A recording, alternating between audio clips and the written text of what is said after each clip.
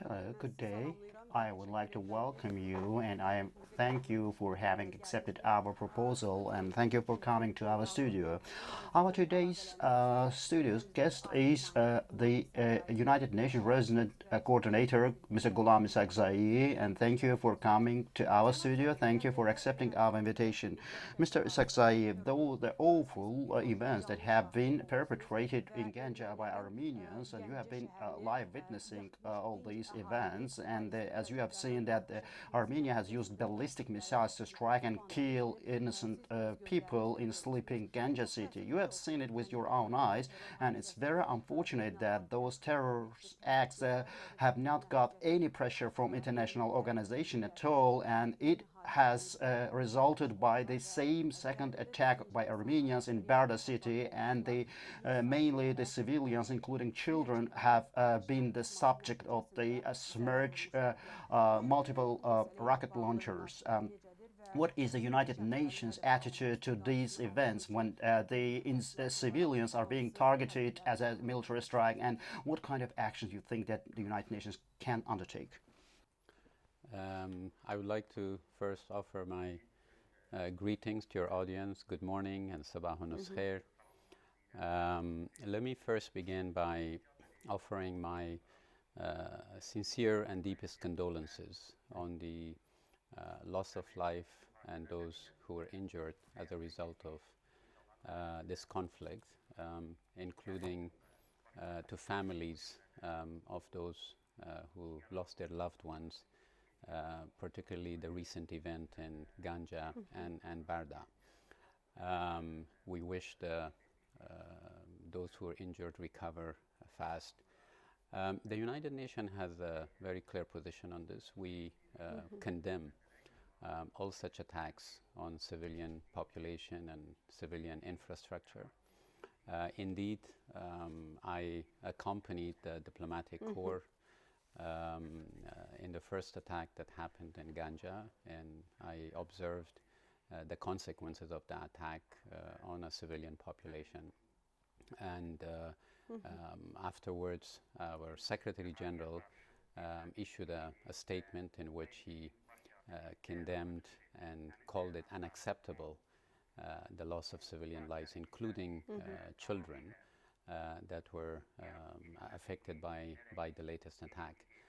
We believe that such attack on civilian infrastructure and civilian areas are a violation of international humanitarian law. And the Secretary General has always called on all sides to implement the humanitarian ceasefire that has unfortunately been not holding so far. And also we had several other statements that came to this regard from the Office of High Commissioner for Human Rights, who also appealed to all parties to respect international human rights and international humanitarian law, and to protect the civilians, their safety, and However, this is the Armenian side which is not respecting this ceasefire. Well, we again, I reiterate the Secretary General's call that ceasefire, humanitarian ceasefire, has to be implemented on both sides, so that we prevent further infliction of death and injury on civilian population, as well as further displacement, because any violation would lead to further displacement and suffering.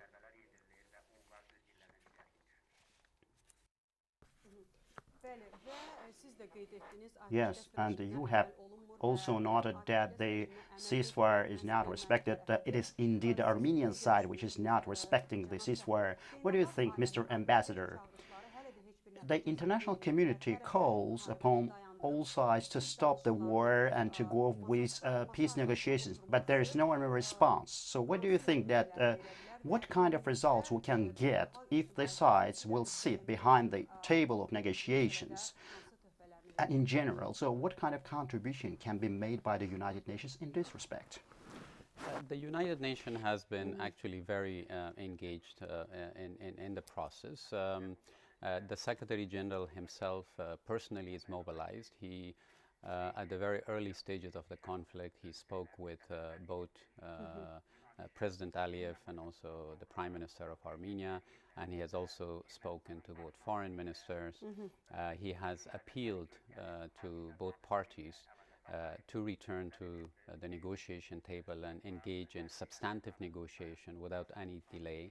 And also the UN Secretariat has been called twice to brief the Security Council, one in informal briefing on 29th of September, one on 19th of October, to brief the council members about the conflict and also the humanitarian impact on population.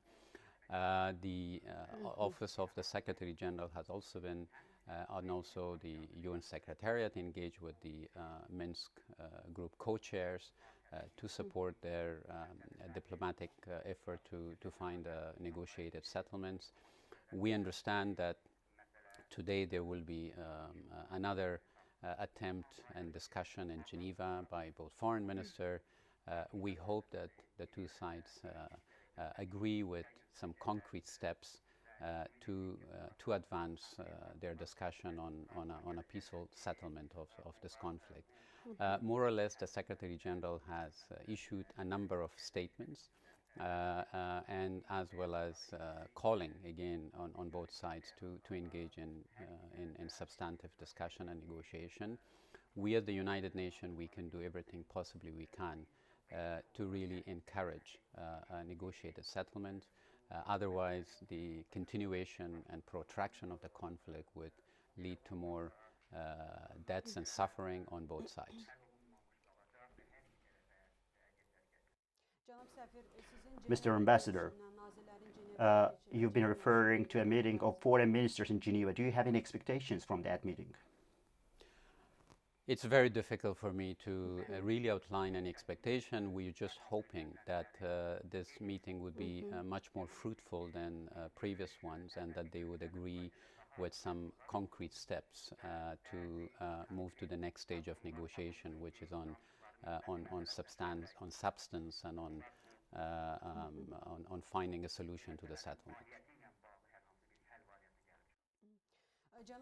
Mr. Ambassador, the United Nations Security Council has adopted 4 resolutions to Nagorno-Karabakh conflict, and Azerbaijan has practically implemented 2 of these resolutions, and now we are about to implement 2 other resolutions, but by military option. That's what we're doing now, and unfortunately these resolutions that have been adopted by Security Council of the United Nations, so they have been remaining on paper, and that's why it has made this war inevitable, and why this global organization like United Nations was not able to implement those resolutions.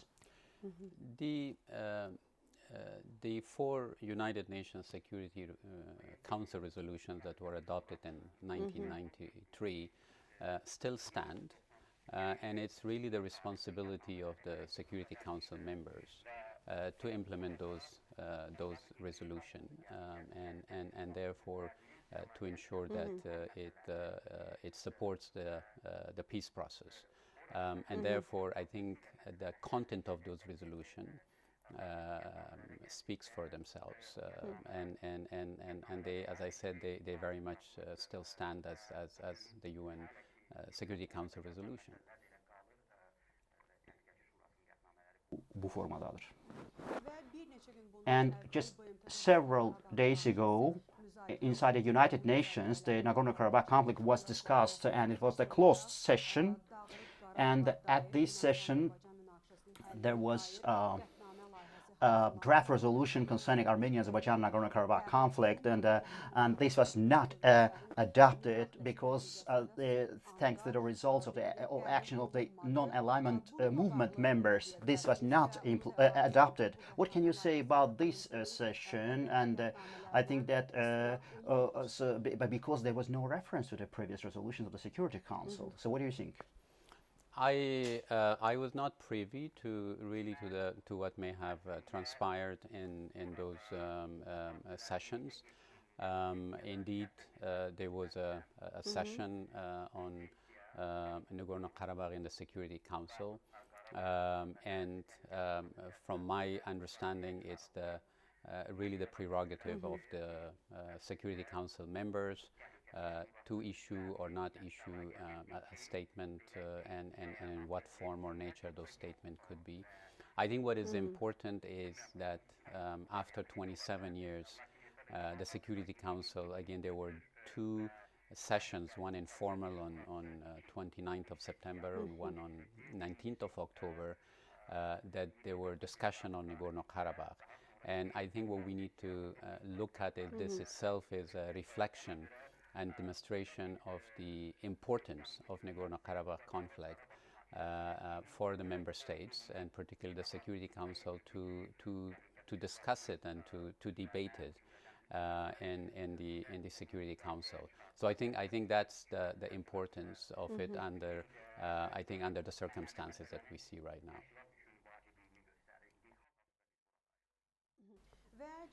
And Mr. President Ilham Aliyev, on September 24, in his speech at the 75th session of the General Assembly of the United Nations, he said that without peace there could be no talk about the sustainable development, and that's true. There are so much unresolved wars and conflicts around the world, and how United Nations is going to realize this SDGs, and what we can expect from the United Nations when we're talking about SDGs.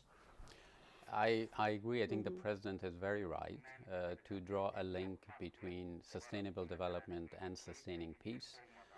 We have witnessed, unfortunately, a lot of conflicts around the world that is hampering the achievement of the Sustainable Development Goal, but not only Sustainable Development Goal right now, the pandemic, the COVID-19 pandemic.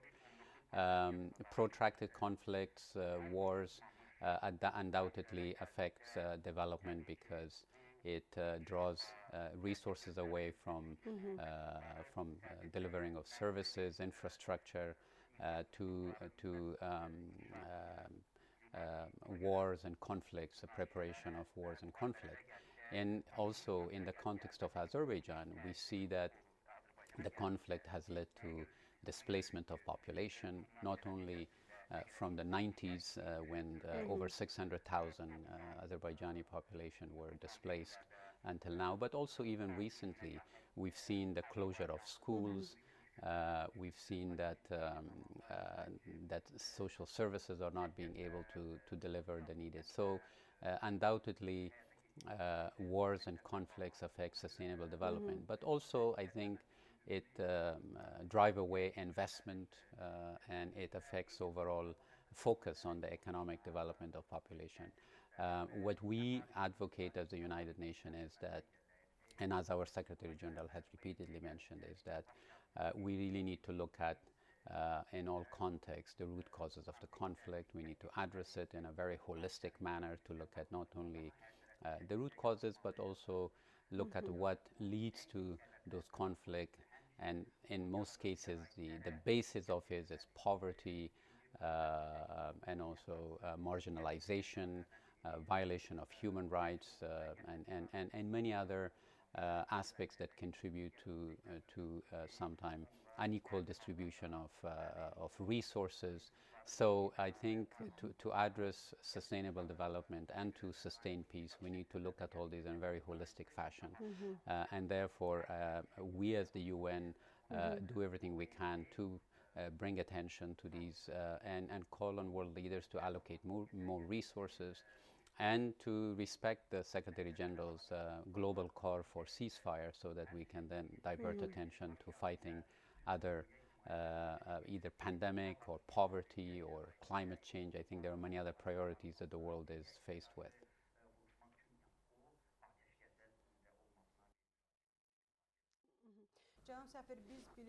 Mr. Ambassador, we know that the United Nations is continuing its programs of humanitarian assistance, and we have people that are suffering from this conflict now, and we know that the United Nations is going through the negotiations with the government of Azerbaijan. So what are your plans in this direction? What news you have on this respect? Thank you for raising this question. As you know very well, the United Nations has been with Azerbaijan from the very early days of this conflict in the 19th, when you had massive displacement of population, and even at that time the United Nations as a system, but most importantly UNHCR, WFP, UNICEF, UNDP, they were all in the front line to provide support to the population that were affected by the conflict. Over the years, we've witnessed how the government of Azerbaijan has taken over more and more of that responsibility of providing support to its population that were affected by the conflict, and we very much appreciate and recognize and acknowledge government support to the displaced population over the past, I would say, 2.5, 3 decades. We are again standing by and have offered the United Nations our humanitarian support, provided countries, both on this side and on the other side, a request for it. What I have done here in Azerbaijan, from the very early days of the conflict, I sent a letter to His Excellency the Prime Minister offering UN support, with the recognition that Azerbaijan has the capacity to provide humanitarian assistance to its population, but nevertheless we have global experiences to offer to Azerbaijan in this area. For example, an area of psychosocial support for children, medical support in hospitals, and also ensuring that kids do get their education, and support for women, because in all conflict women are disproportionately affected by conflict, and they carry the main burden of this. So I'm pleased to inform you that the answer for my letter was very positive from the government, and we have already been engaged with certain government entities that are active in responding to the humanitarian needs. We have established a coordination structure with the Cabinet of Ministers to exchange information and to prepare ourselves. The United Nations have also has asked for search capacity to build the capacity of our offices here. We have staff coming to prepare ourselves, not only to provide immediate humanitarian assistance to the existing emergency and needs, but also in the future for recovery and return and reintegration of the population to the other areas that they need to return to. We have also been actually developing, or we have developed a contingency plan before the conflict, expecting that this may have happened or may happen. And we have been now using the contingency plan to look at different sectors, both in nutrition and food, health, education, return and reintegration, and agriculture. In all these areas, we have plans. We are ready to offer them to the government of Azerbaijan. There are already discussion, and as I said before, this is where we would be more than happy to provide support that the government needs.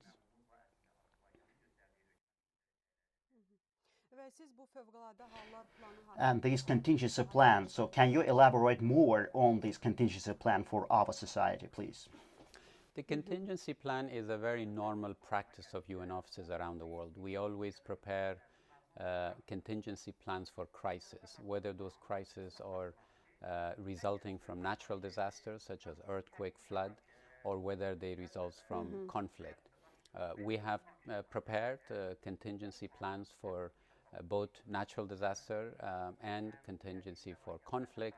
In our conflict contingency plan, we have estimated that there will be close to 60 to 75,000 people who will be needing assistance that were at that point living along the old line of contact, which was close to the conflict zone. And therefore, we estimated that how we could provide assistance to these population, and then we planned ourselves along, as I mentioned, 6 sectors.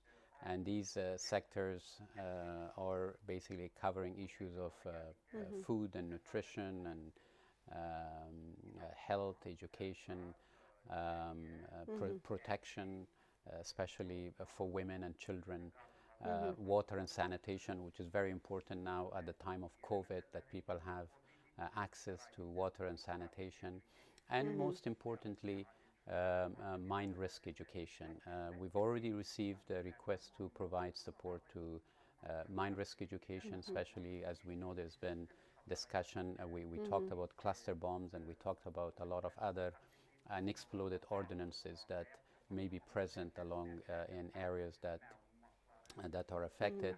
And therefore it is important to increase awareness and information to children. So UNICEF and UNDP are very active in that area to provide support.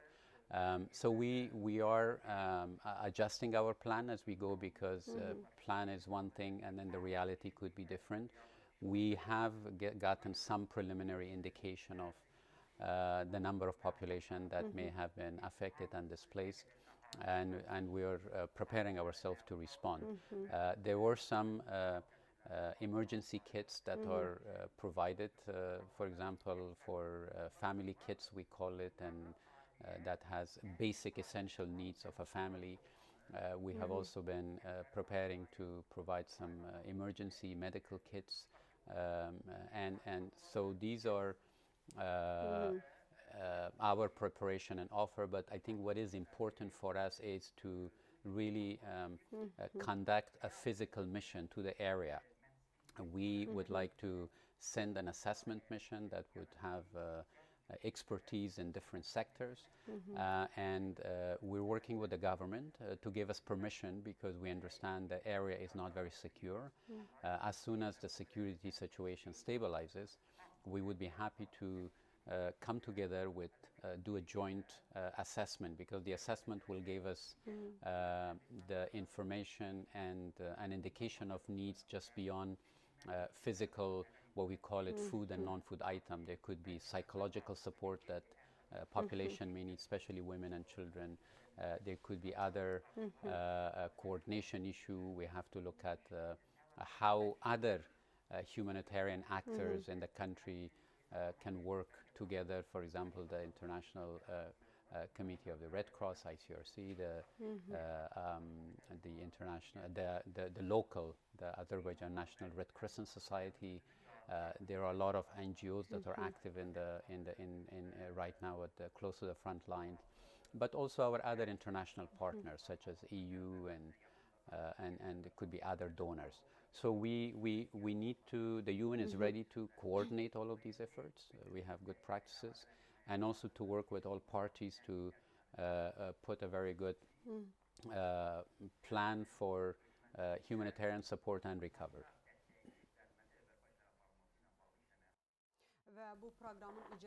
And the implementation of this program, so when you are planning to start this program? It actually has already started in small,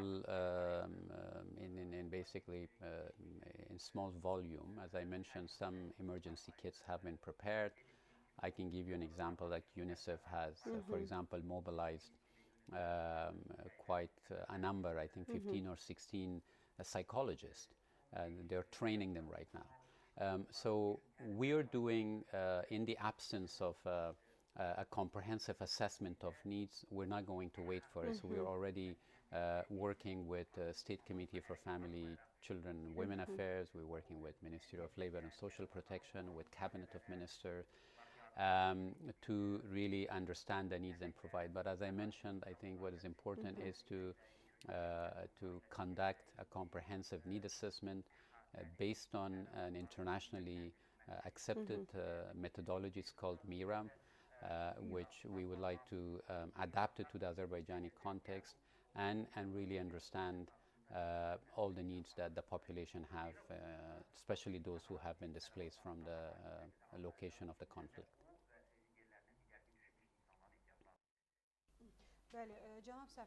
Yes, Mr. Ambassador, Azerbaijan is fighting also the invisible enemy, COVID-19.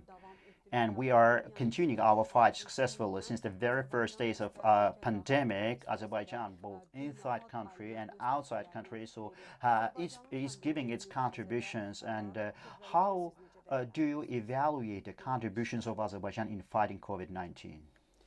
Absolutely. I think you've raised a very important point. While the conflict is going on right now, we should not lose sight that there's another enemy and pandemic that is really seriously affecting our lives, not only in Azerbaijan but globally. We are concerned about the rising number of cases globally, but also in Azerbaijan. And we believe that conflicts, again, generally speaking, whether it's in other contexts and also in Azerbaijan, do disrupt the medical services and burden the medical system to provide essential response to COVID-19. Of course, I refer to the statement of the Secretary General call in March, which called on all countries to agree on a ceasefire or respect a ceasefire, precisely for the reason that we wanted to mobilize all resources to fight the pandemic. In Azerbaijan context, some of the consequences of this would be that the population will, especially those who are living close to the conflict zone, will be affected the most, because the contact tracing will be very difficult. If populations are displaced and they live in very congested shelters, that of course will spread the disease and the social distancing, the issue of hygiene and all of that. And then of course the gathering of people for whatever reasons could give rise to the spread of the virus. However, Azerbaijan has done a commendable job, I must say, in terms of in its effort and response to COVID-19. Early on, the quarantine measure that they put in place, I know it was very difficult for population to understand, and we can also understand the economic impact of that on the population, but I think it was needed, what Azerbaijan needed to do. We also very much appreciate and again praise Azerbaijan's offer of socio-economic package to the population to lessen the financial burden because of the quarantine that was imposed on them. So I think all in all, we've been very satisfied in our collaboration with Azerbaijan. WHO has been really at the forefront of this, of course, engagement from the UN side with Azerbaijan. WHO brought 2 assessment mission and technical mission, and of course they discussed, they identified the weaknesses, they identified strengths and area that needs to be supported. The United Nations brought also a lot of supplies, both PPE and other. We facilitated a lot of online technical discussion between Tabib and our experts in Geneva and other parts of the world to make sure that Azerbaijan benefits from the best practices and standard of WHO. So I think that collaboration is still continuing. On the international level, I have to also say that Azerbaijan has been active. In particular, I want to note Azerbaijan in its role as the chair of the NAM or non-aligned movement to organize or planning to organize a special United Nations General Assembly session on COVID-19. I think this is to support global solidarity and raise awareness and bring needed attention to the pandemic. So that's very much appreciated that Azerbaijan, in its role as NAM chair, has taken this lead on COVID. Let me also here once again thank the President in Azerbaijan for its contribution to WHO call and appeal for funding for its COVID-19 trust fund. $10 million was allocated, and that's very much needed at this point when resources are scarce and diverted to other areas. So we very much appreciate and thank Azerbaijan's engagement with us both at national and international level on COVID-19.